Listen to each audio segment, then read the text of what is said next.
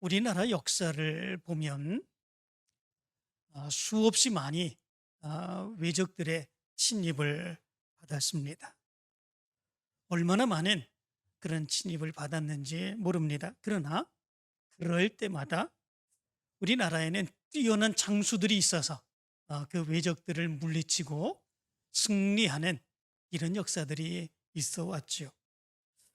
그 중에서도 가장 뛰어난 그런 장수가 있다면 어떤 사람이라고 얘기할 수 있겠습니까? 아마도 이순신 장군 이렇게 얘기할 수 있지 않을까 이런 생각을 해봅니다. 임진왜란 때 이순신 장군은 그가 싸운 전투에서 한 번도 패하지 않았다고 그러죠. 대단하지 않습니까? 일본의 이 외적들이 얼마나 많은 그런 군사들, 그리고 얼마나 많은 배, 그리고 얼마나 좋은 무기들, 이런 것 가지고 들어왔습니까? 그러나 그런 모습에서도 이순신 장군은 조금도 굴하지 아니하고 그의 결의를 다지며 그 전투에서 싸우는 것마다 승리하는 이런 모습들이 있었죠. 이순신 장군이 이야기한 그 일 말 가운데 아주 유명한 말이 있지 않습니까? 신에게는 아직도 12척의 배가 있사오니 신이 살아있는 한 적들이 감히 우리를 업심여기지 못할 것입니다. 이 엄청난 결의, 이것으로 인하여 그가 전쟁에 나가서 싸우는 전투마다 한 번도 지지 아니하고 피하지 아니하고 승리하는 이런 엄청난 역사를 거두었죠. 영국에 발라드라고 하는 제독이 있습니다. 이 제독은 이렇게 얘기를 했습니다. 영국인으로서 닐슨과 견줄 만한 사람이 있다는 것을 인정하기는 힘들다. 그러나 그렇게 인정할 만한 인물이 있다면 그는 바로 단 한 번도 패한 적이 없는 위대한 동양의 해군 사령관 이순신 제독뿐이다. 이렇게 이야기를 했습니다. 정말 대단한 그런 장군이죠.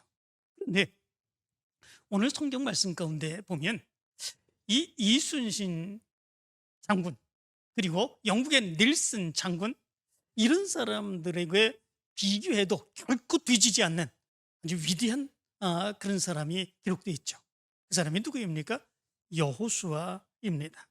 이 여호수아는 이스라엘 백성들을 이끌고 가나안 땅으로 들어가게 됩니다. 그리고 그가 가나안 땅에서 전투하는 그 전투마다 피하지 않게 되는 이런 엄청난 역사가 일어나게 되죠. 요단강을 건너 여리고성에서 승리를 하게 됩니다. 그러나 아간의 범죄로 인하여 잠깐 아이성에서 실패를 맛보긴 했지만, 그러나 하나님이 역사해 주심으로 인하여 아이성도 정복을 하게 되죠. 그리고 그 이후로 전쟁하는 것마다 승리하는, 한 번도 피하지 아니하고 승리하게 되는 이 엄청난 역사가 일어나게 됩니다. 정말로 대단한 그런 역사입니다. 전쟁이라고 하는 것이 사실은 자기가 생각한다고 해서, 자기가 작전을 짜고 계획을 한다고 해서 그것이 그대로 되어지는 것이 아니지요. 화살이 정말 비처럼 쏟아지는 그런 상황 가운데서 거기서 살아남는다고 하는 거, 정말 그거 엄청난 거 아니겠습니까? 뿐만 아니라 사람과 사람이 싸우는 수없이 많은 그런 사람들, 서로 칼로 찌르고 창으로 찌르는 그런 상황 가운데서 앞에서 찌르고 뒤에서 찌르고 그 옆에서 찌르는 이런 상황 가운데서 거기에서 살아남는다고 하는 거, 그것도 쉬운 일이 아닙니다. 그리고 그런 전투에서 한 번도 피하지 아니하고 승리할 수 있다고 하는 것, 이거는 상상할 수도 없는 이런 모습들이 있죠. 그런데 이런 모습 가운데서 우리는 신앙적인 물음을 한 가지 해봅니다. 그렇다면 우리가 살아가는 삶 가운데서도 이런 수없이 많은 전투와 같은 문제를 해결하며 살아가는데, 그런 삶 가운데서 우리는 한 번도 피하지 않냐고 살아갈 수 있을까? 우리가 살아가는 삶 가운데서는 내가 해결하기 힘든 그런 이루 헤아릴 수 없는 큰 문제들이 우리의 삶 가운데 있습니다. 심지어는 내가 이렇게 살아도 되는가? 이런 마음을 가질 때도 있습니다. 도저히 견딜 수 없는 그런 모습 가운데 울부짖는 그런 문제들이 우리의 삶 가운데 있지요.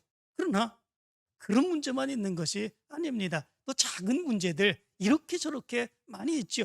얼마든지 내 힘으로 이겨갈 수 있는 그런 문제들, 이런 문제들도 우리의 삶 가운데서 많이 일어납니다. 그러면 어떻게 하면 이런 우리의 삶에서 일어나는 많은 문제들, 이런 문제들과 싸워서 우리는 승리할 수 있을까라고 하는 거죠.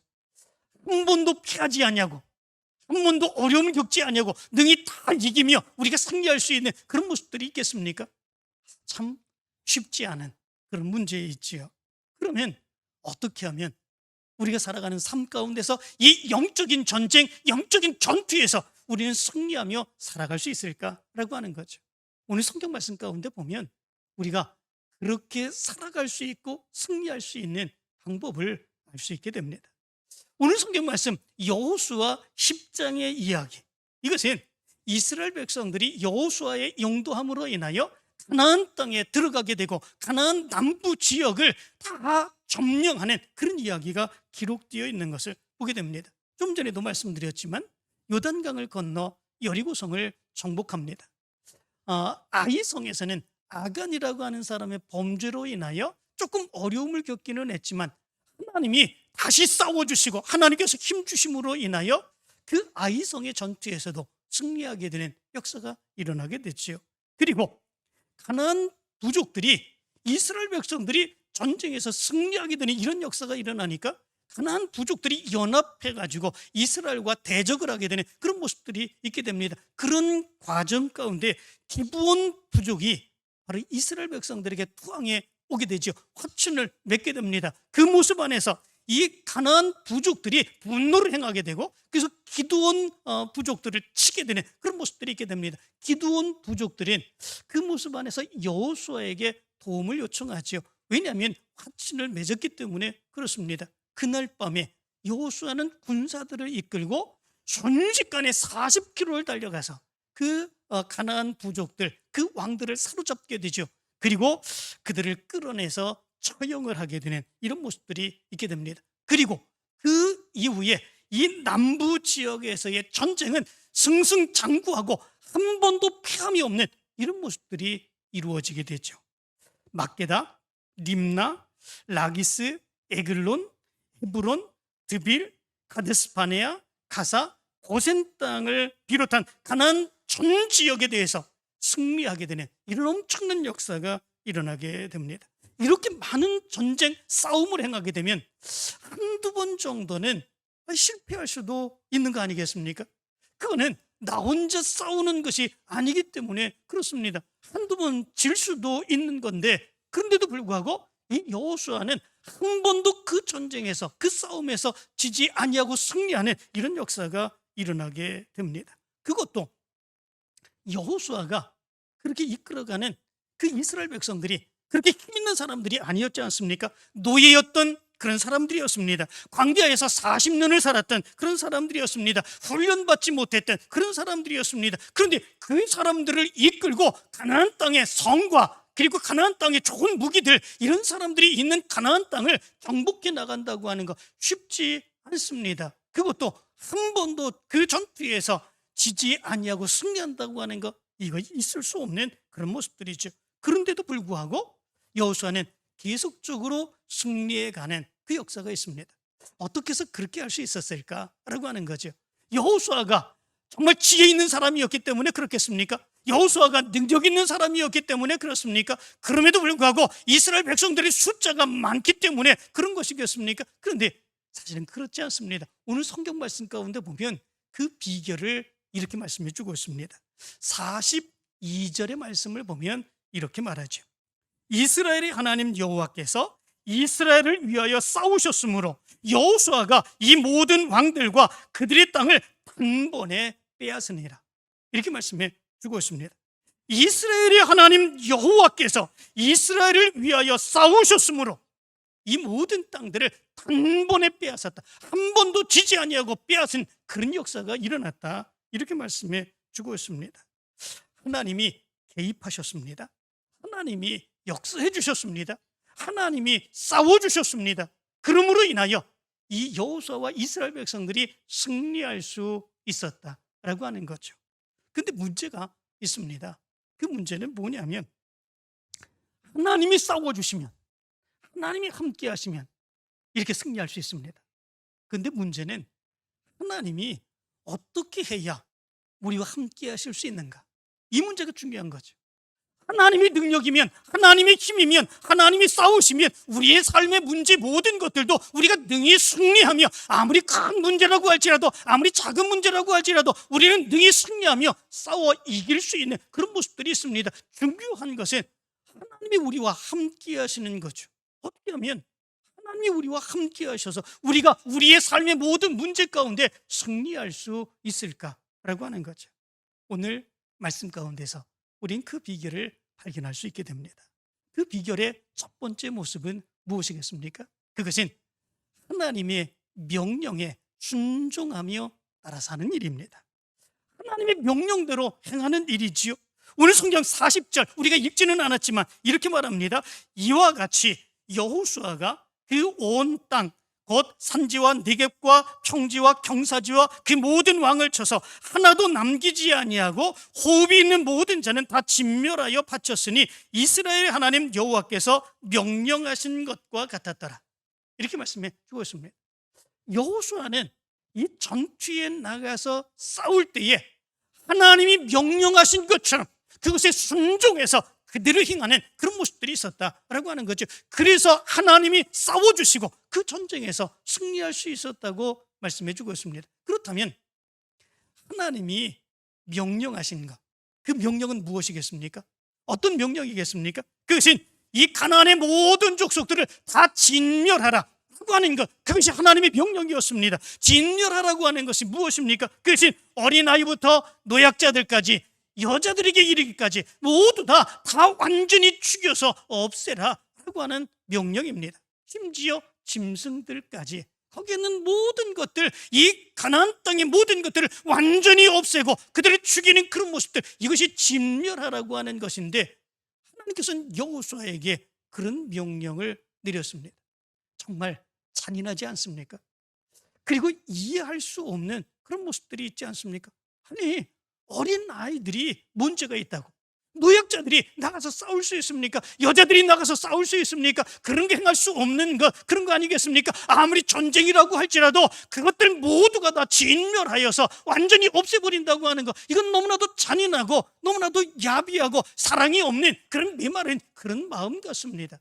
그런데 이런 모습 가운데에 우리의 주장, 우리의 생각대로 하나님 그거 너무하지 않습니까? 왜 이렇게 해야 됩니까? 이렇게 얘기할 수 있다면 아마도 여호수아가 그렇게 행하여 하나님이 명령하신 그 명령대로 행하지 않았다면 아마도 하나님이 싸워주지 아니하셨을 것입니다. 하나님은 그러면 왜 가나안 땅의 그 모든 족속들을 완전하게 진멸하라고 그렇게 말씀을 하셨을까라고 하는 거지. 거기에 이유가 있습니다. 하나님의 이유, 그것은 무엇입니까? 그것이 가나안 땅의 족속들에 대한 하나님의 심판의 역사가 거기에 담겨져 있는 것입니다. 가나안 땅의 모든 족속들은 우상을 숭배하며 하나님의 뜻대로 살아가지 않음으로 인하여 하나님이 심판하시기로 작정하시고 이스라엘 사람들을 들어쓰셔서 이스라엘 사람들로 하여금 가나안 땅에 들어가게 하시고 그 모든 가나안 땅의 사람들을 진멸하시며 그들을 통해서 하나님께서 가나안 땅에서 하나님의 역사를 이루어가기를 원하시는 거죠. 그들의 죄로 인하여 심판을 하시는 거죠. 그 도구가 무엇입니까? 하나님의 도구, 그것은 이스라엘 백성들입니다. 이스라엘 백성들을 들어쓰셔서 하나님이 죄로 가득 찬 가나안 사람들, 그 모든 사람들을 진멸하시는 그런 모습들이 있는 것이지요. 그 모습에 대해서 너무 잔인하다 이렇게 얘기할 수 있겠습니까? 많은 죄를 지었습니다. 그 사람에게 사형을 내리는 것, 언도하는 것, 그걸 잔인하다고, 너무하다고 이렇게 얘기할 수 있습니까? 아닙니다. 하나님의 입장 가운데서 보면 너무나도 엄청난 죄를 지었던, 그래서 진멸할 수밖에 없었던 이 가나안의 족속들, 그 족속들을 심판하시는 심판의 역사가 가나안 정복의 이야기인 것을 보게 됩니다. 이것에 대해서 하나님의 말씀이 너무하다고 받아들일 수 없다고 행하지 않다면 하나님이 역사하시는 하나님의 역사는 체험할 수 없을 것입니다. 그들을 통해서 하나님의 역사는 일어날 수 없을 것입니다. 그러나 여호수아는 하나님의 명령에 순종하여서 그 명령대로 따라 행하는 것을 보게 됩니다. 10장 28절, 30절, 32절, 35절, 37절, 39절 공통적으로 기록된 그 말씀들이 있습니다. 그것은 뭐냐면 모든 사람을 진멸하여 바치고 한 사람도 남기지 아니하였으니 무엇에게 행한 것과 같았더라. 이렇게 말씀해 주고 있습니다. 하나님의 명령대로 그대로 준행했다라고 하는 것이죠. 하나님께서 명령하신 대로만 행하면 하나님이 함께 하십니다. 하나님이 역사해 주십니다. 하나님이 도와주십니다. 자기의 힘과 자기의 능력으로 행하는 것이 아니라 하나님께서 싸워주시고 하나님이 역사해 주심으로 인하여 하나님의 놀라운 역사를 체험할 수 있게 된다라고 하는 거죠. 우리가 자녀들을 키우다 보면 그런 일을 만날 때가 있습니다. 자녀들에게 우리가 이야기를 하죠. 이런 이야기 저런 이야기를 행하게 됩니다. 어렸을 때는 자녀들이 그 부모의 이야기를 듣고 어쩔 수 없이 다 따라하는 그런 모습들이 있죠. 그렇지만 그 자녀들이 조금만 키가 크고 조금만 자라게 되면 이제는 자기의 주장, 자기의 생각이 있습니다. 그리고 부모의 말에 어깃장을 놓죠. 그리고 부모의 말대로 행하지 않을 때가 많이 있습니다. 어떤 자녀는 부모가 얘기를 하면 그래도 자기의 마음에 들지는 않지만 부모가 말씀하시는 거기 때문에 그 말씀에 순종해서 행하는 그런 자녀들이 있습니다. 그럴 때는 그 자녀가 부모가 볼 때에 얼마나 예뻐 보이는지 모릅니다. 자기 생각이 다 있고 또 자기의 계획이 다 있고, 그런데 부모가 얘기했다고 그래도 그것 따라서 순종하는 자녀들을 보면 정말 기특하지요, 대견하지요. 그리고 자기의 있는 거 그래도 그 자녀에게 다 주고 싶은 그런 마음이 있습니다. 그런데 반면 그렇지 않은 자녀들도 있죠. 엄마 왜 그래요? 아버지 왜 그래요? 그게 말이 된다고 생각을 하세요? 그렇게 얘기를 하죠. 그렇게 얘기하는 것보다 이렇게 행하는 게 더 좋지 않아요? 이렇게 얘기합니다. 그리고 부모의 의견을 무시하고 자기가 원하는 대로 행하게 되는 그런 모습들이 있죠. 물론 부모도 그렇게 행하는 거 좋지 않다고 하는 거, 또 자녀들에게 그렇게 얘기하는 거, 이거 또 좀 안 좋다고 하는 건 알긴 압니다. 그러나 지금까지 그렇게 살아왔지 않습니까? 그러니까 그렇게 얘기하는데 그거 무시하는 거죠. 그거 반대하는 거죠. 그러면 부모의 마음이 자식에 대해서 마음을 상하게 되는 그런 모습들이 있죠. 주고 싶어도 안 주지 않습니까? 그리고 마음 상해하는 이런 모습들이 있죠. 이것이 하나님의 마음인 것을 보게 됩니다. 하나님은 계획이 있으십니다. 하나님은 뜻이 있으십니다. 그러므로 인하여 하나님의 명령을 내리십니다. 그 명령에 대해서 내 생각과 내 삶과 내 상황과 내 주장과 그것과 다르다고 자기 마음대로 행하게 되는 그런 모습들이 있으면 하나님의 뜻은 이룰 수 없는 것이죠. 하나님이 함께할 수 없는 것이죠. 하나님이 능력의 역사를 베풀 수 없는 것이죠. 하나님이 함께하실 수 있는 것은 하나님의 말씀대로 순종하며 행할 때에 하나님이 기뻐하시며 하나님의 역사를 이룰 수 있게 되는 거다라고 하는 거죠. 우리의 삶에서 하나님의 역사를 체험할 수 있으려면 하나님의 말씀대로 살아야 됩니다. 내 생각과 다르고 내가 배운 것과 다르고 내가 체험한 것과 다르다고 할지라도 하나님의 말씀대로 순종하며 그 말씀대로 따라 살 수 있는 그 모습이 있어야 됩니다. 그것이 하나님이 함께 하실 수 있는 비결이고 하나님이 우리의 삶에서 싸우실 수 있는 그런 비결이다라고 하는 것이지요. 여러분들에게 이 믿음의 삶이 있기를 간절히 축원합니다. 하나님의 명령이 우선입니다. 그것이 우선이고 원칙입니다. 그럴 때에 하나님이 함께 하시고 싸워 주십니다. 이 역사를 체험할 수 있는 여러분들 되시기를 간절히 축원합니다. 두 번째 모습이 있습니다. 우리가 우리의 삶에서 많은 문제 가운데서 계속적으로 승리할 수 있는 그런 비결이 있다면 그것이 무엇이겠습니까? 그것은 하나님이 함께 하시면 어떤 삶과 어떤 상황 가운데서도 우리가 승리할 수 있다고 하는 믿음을 가지고 행하는 일입니다. 그 믿음을 가지고 행할 때에 하나님이 역사해 주시는 그 놀라운 역사가 있게 되죠. 하나님을 믿지도 아니하는데 하나님이 알아서 해준다고 이렇게 생각하면 안 됩니다. 하나님의 능력의 역사는 하나님의 능력의 역사를 믿고 믿음으로 살아가는 사람들에게 있어지는 하나님의 놀라운 역사이기 때문에 그렇습니다. 여호수아는 그런 믿음이 있었습니다. 가나안 땅을 정탐할 때에도 이 여호수아는 어떤 믿음을 가졌습니까? 다른 많은 정탐꾼들은 다 그렇게 얘기를 합니다. 우리는 저들의 밥이다, 그렇게 이야기합니다. 우리는 죽었다. 저들에게 우리는 죽었다. 어떻게 하면 우리가 할 수 있느냐? 얘기하며 부정적인 보고를 하겠지요. 그렇지만 여호수아는 그렇지 아니했습니다. 하나님이 우리와 함께 하시면 그들이 오히려 우리의 밥이다. 이렇게 보고를 하는 그런 모습들이 있었습니다. 하나님이 함께 하시면 하나님이 능력을 베풀어 주실 것이다. 그 믿음을 가졌습니다. 그 믿음 안에 하나님께서는 여호수아와 함께 하시는 그런 역사가 일어나게 되었죠. 오늘 우리가 읽지는 않았지만 여호수아의 10장의 말씀 가운데도 보면 바로 그런 믿음을 가지고 전투에서 전투하는 이 여호수아가 한 번도 지지 아니하고 계속적으로 승리했었던 그 이유가 여기에 있는 것을 보게 됩니다. 하나님이 함께 하십니다. 아무리 내가 힘들고 어려운 상황 가운데에서도 하나님이 싸워주십니다. 그 믿음을 가지고 우리가 믿음으로 행하게 되면 하나님은 더 크게 역사해 주신다라고 하는 거죠. 많은 사람들은 이 세상을 살아가면서 돈이 있으면 성공할 수 있다, 승리할 수 있다, 그렇게 생각합니다. 또 어떤 사람들은 백이 있으면, 든든히 나를 뒤에서 지켜주는 사람이 있으면 우리가 얼마든지 성공하고 승리할 수 있다, 그렇게 생각합니다.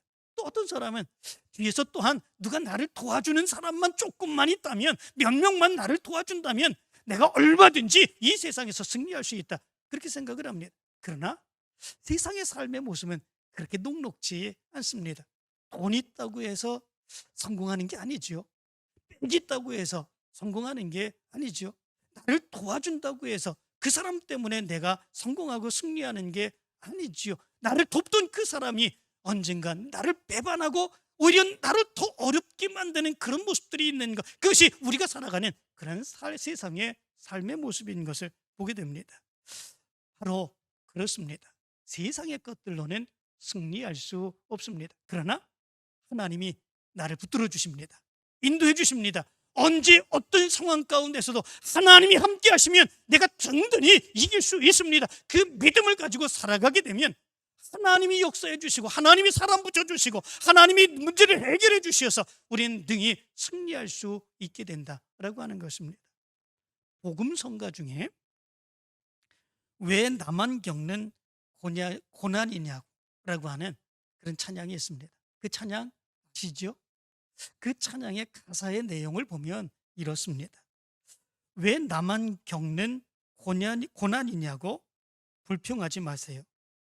고난의 뒤편에 있는 주님이 주실 축복 미리 보면서 감사하세요. 너무 견디기 힘든 지금 이 순간에도 주님이 일하고 계시잖아요. 남들은 지쳐 앉아 있을지라도 당신만은 일어서세요. 힘을 내세요. 힘을 내세요. 주님이 손잡고 계시잖아요. 주님이 나와 함께함을 믿는다면 어떤 역경도 이길 수 있잖아요. 또 이렇게 말합니다.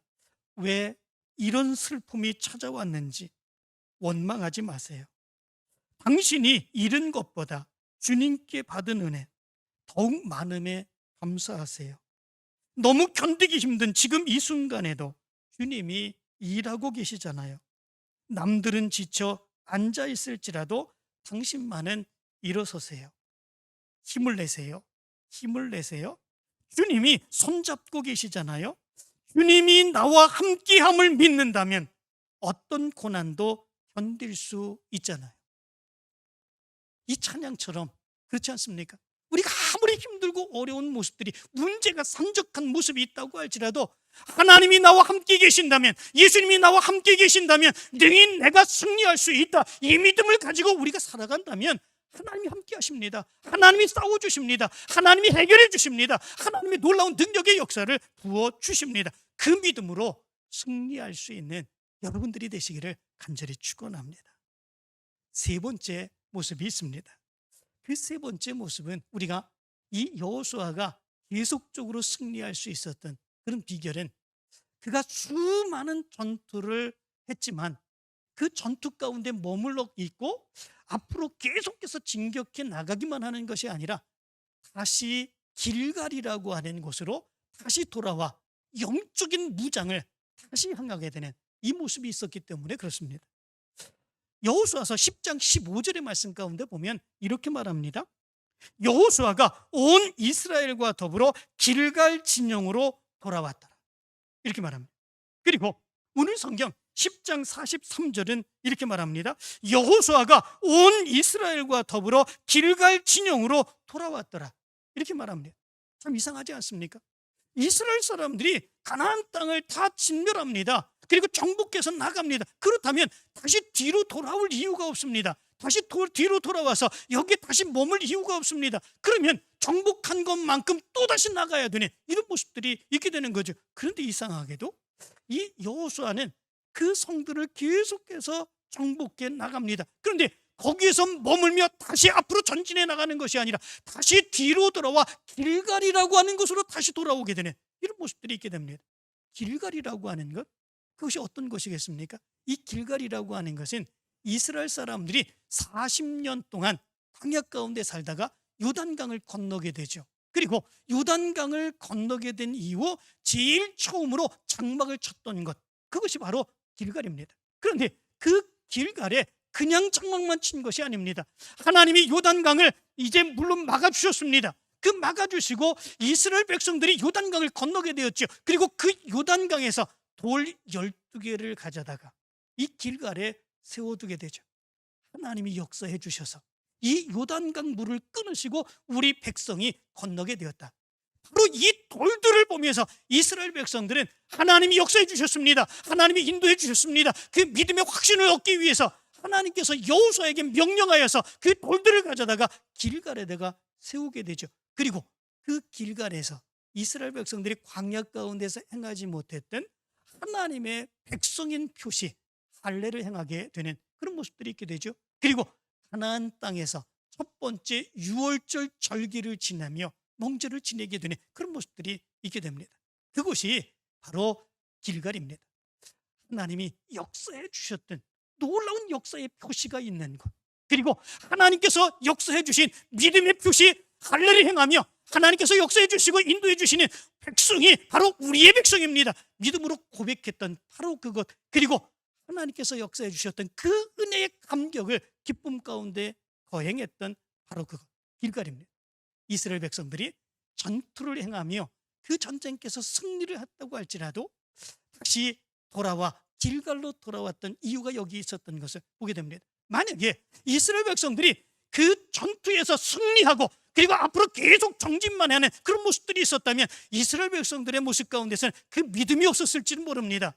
그냥 승리에 도취되어서 앞으로만 정진하고 그래서 자기네들의 힘과 능력을 의지하며 우리가 대단하다 이렇게 생각하는 그런 모습들이 있었을 것입니다. 그렇지만 이스라엘 백성들은 다시 돌아옵니다. 돌아오면서 하나님이 역사해 주셨다. 우리가 전쟁하는 건, 이 싸워서 승리하는 것, 이 모든 것은 하나님이 하시는 것이다 라고 하는 것들을 다시금 결단하게 되는 그런 모습들이 있게 되죠. 하나님이 싸우시면, 함께 하시면 하나님의 놀라운 역사가 있을 것이다. 우리는 하나님의 백성이다. 그래서 하나님의 뜻을 이루어야 되는 그런 백성들이다 라고 하는 것을 다시금 다지게 되는 이런 모습들이 있게 되죠. 만약에 그런 모습들이 없었다면 그들은 가나안 땅에서 그냥 승리를 하고 승리의 기쁨에 도취되어서 살아갈 수밖에 없는 그런 백성이 되었을 것입니다. 바로 이스라엘 백성들이 계속적으로 승리할 수 있었던 이유는 영적으로 그들의 믿음을 다시금 다졌기 때문에 그렇습니다. 다시금 돌아보았기 때문에 그렇습니다. 우리도 마찬가지입니다. 우리도 세상에 나가서 승리할 수 있으려면 영적인 전진 기지로 돌아와야 됩니다. 그 영적인 전진 기지, 우리의 믿음을 다시금 무장하고 세상에 살면서도 믿음을 잃지 않고 하나님을 잃지 않고 승리할 수 있는 영적인 전진 기지, 그것이 어디겠습니까? 바로 교회이죠. 교회는 하나님이 계신 곳입니다. 이 교회에 하나님의 말씀이 있습니다. 우리가 이 교회에 나와서 예배하고 하나님 앞에 간절히 기도하면 하나님께서 들으시고 응답해 주시는 놀라운 역사가 있습니다. 그렇기에 세상에서 문제가 많이 있는 그런 모습이 있다고 할지라도 하나님께로 돌아와 영적인 전진기지인 이 교회에서 하나님을 만나고 하나님의 음성을 듣고 다시금 세상으로 나가게 된다면 우리는 능히 승리할 수 있게 된다라고 하는 거죠. 사랑하는 성도 여러분, 여러분들에게 이런 믿음의 모습이 있게 되길 간절히 축원합니다. 우리 교회가, 이 성전이 여러분들에게 영적인 전진기지가 되길 간절히 축원합니다. 세상에서 아무리 힘든 일을 만난다고 할지라도 여러분들의 믿음이 쇠하지 아니하고 온전히 하나님만을 붙들며 하나님의 능력의 역사를 체험할 수 있는 영적인 전진기지가 바로 이 교회가 되기를 간절히 축원합니다. 여호수아는 이 가나안 남부 지역의 전쟁을 통해서 한 번도 피하지 않았습니다. 무엇 때문에 그랬다고 했습니까? 하나님의 명령대로 행했기 때문에 그랬다고 말씀을 드렸습니다. 뿐만 아니라 하나님이 함께 하시면 분명히 하나님의 역사가 있을 것이다, 그 믿음을 가지고 그 전쟁에 임했기에 그들은 승리할 수 있었다고 말씀을 드렸습니다. 그리고 다시금 영적인 전진기지 길갈로 돌아와 그들의 영적인 신앙의 상태를 다시금 결단하고 나갈 때에 하나님이 함께 해주심으로 인하여 승리했다고 말씀을 했습니다. 이제 이 믿음의 역사가 여러분들 가운데 있어서 여러분들의 삶 가운데서 나타나는 많은 문제들 승리하고 하나님께 영광 돌리는 귀한 역사가 있게 되길 간절히 축원합니다.